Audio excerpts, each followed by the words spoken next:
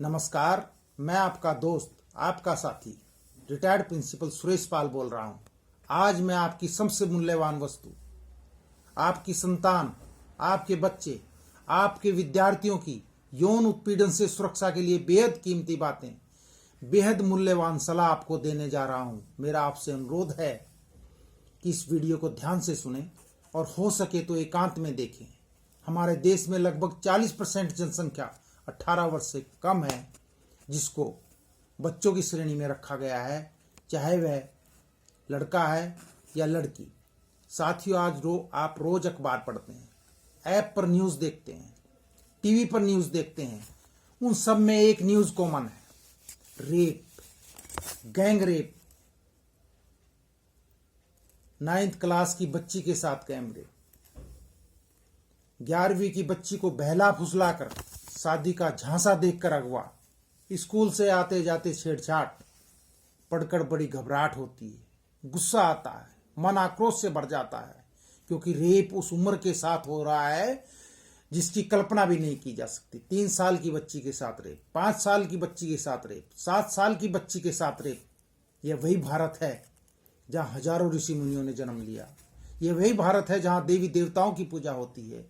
यह वही भारत है जो अपनी संस्कृति की दुहाई देता है। साथियों, सन 2007 में भारत सरकार ने एक सर्वे कराया और जिसमें भयावह आंकड़े आए कि 54% बच्चे यौन उत्पीड़न के शिकार पाए गए और उनमें 22% बच्चे गंभीर यौन शोषण के शिकार पाए गए।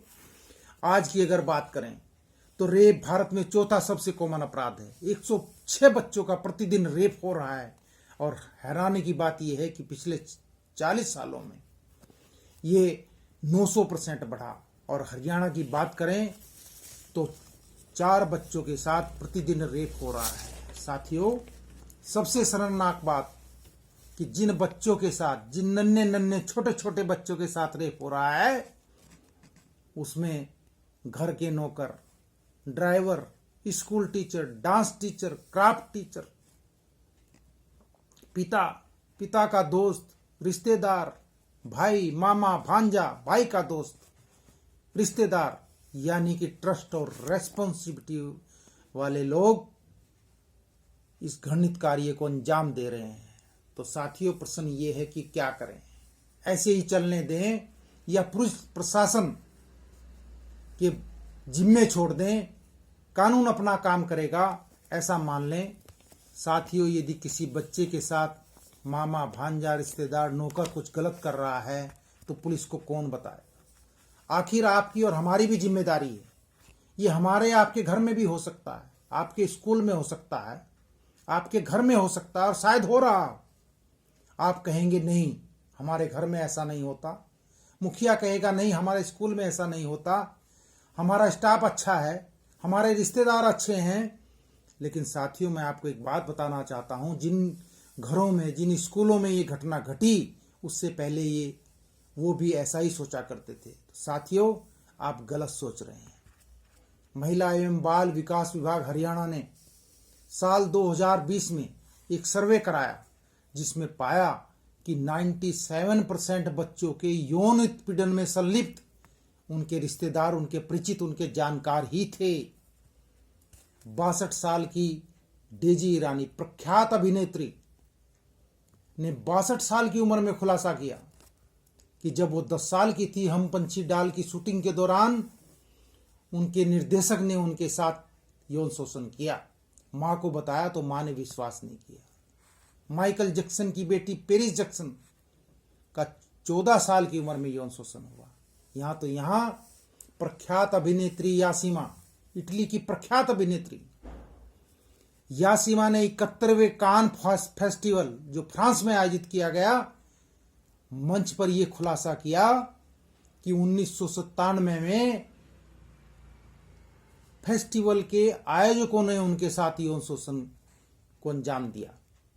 भारत के प्रशासनिक और अन्य गणमान्य व्यक्तियों का एक सेमिनार पिछले दिनों दिल्ली में हुआ और उन्होंने स्वीकारा कि कहीं ना कहीं बचपन में उनके साथ भी थोड़ा या ज्यादा यौन शोषण हुआ, वे यौन शोषण के शिकार हुए। और साथियों, हम और आप भी अगर अपने बचपन को देखें तो कहीं ना कहीं थोड़े और ज्यादा यौन उत्पीड़न के शिकार हम सब भी कहीं ना कहीं हुए हैं।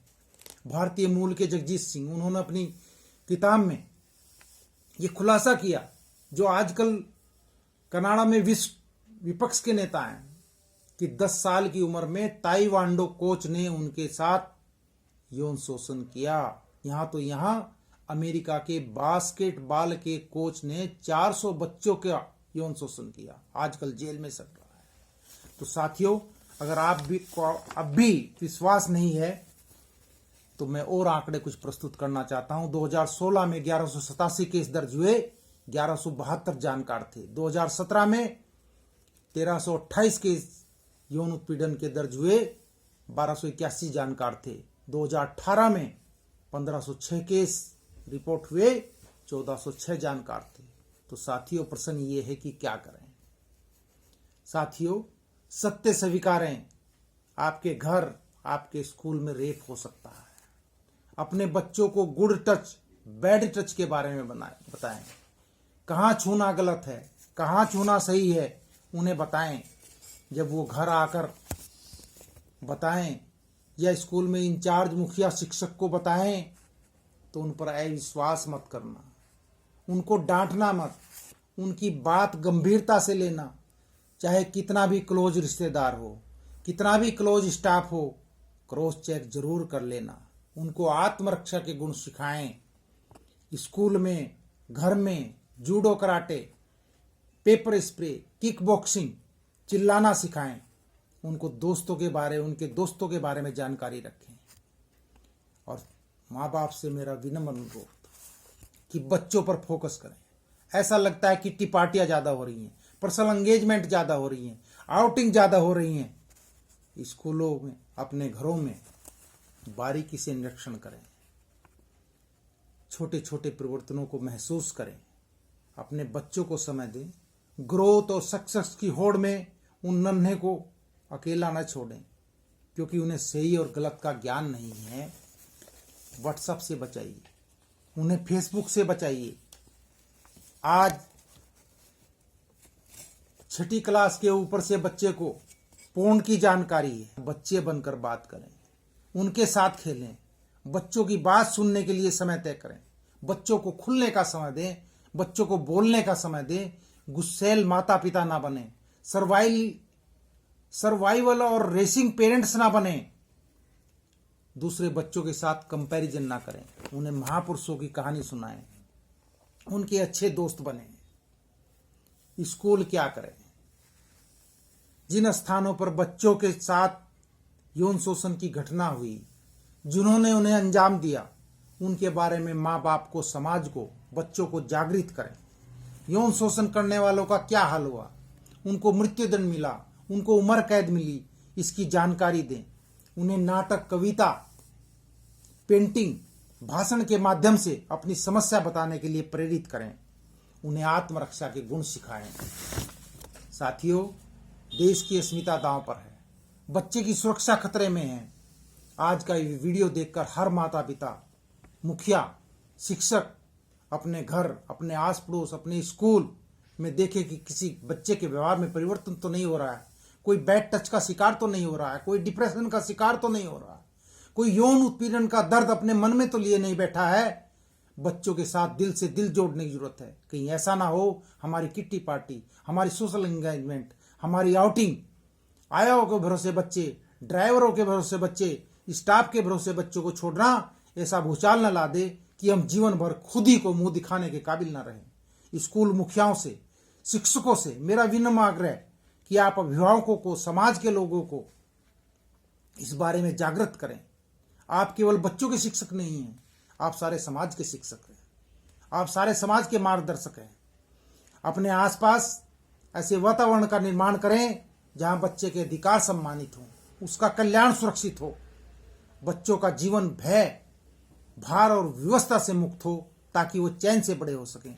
साथियों, मझधार में होकर जो औरों का साहिल होता है, ईश्वर जिम्मेदारी उन्हें देता है जो निभाने काबिल होता है। आपको जिम्मेदारी दी गई है, अपनी जिम्मेदारी निभाए। आज बच्चों की दयनीय दशा हो, ऐसा ना हो चांद सितारों पर हम दुनिया बना लें और धरती पैरों से खिसक जाए। और अंत में सिर्फ हंगामा खड़ा करना मेरा मकसद नहीं, मेरी कोशिश है कि ये सूरत बदलनी चाहिए। मेरे सीने में नहीं, तेरे सीने में ही सही, हो कहीं भी आग, लेकिन आग जलनी चाहिए, ये आग जलनी चाहिए। जय हिंद, जय भारत।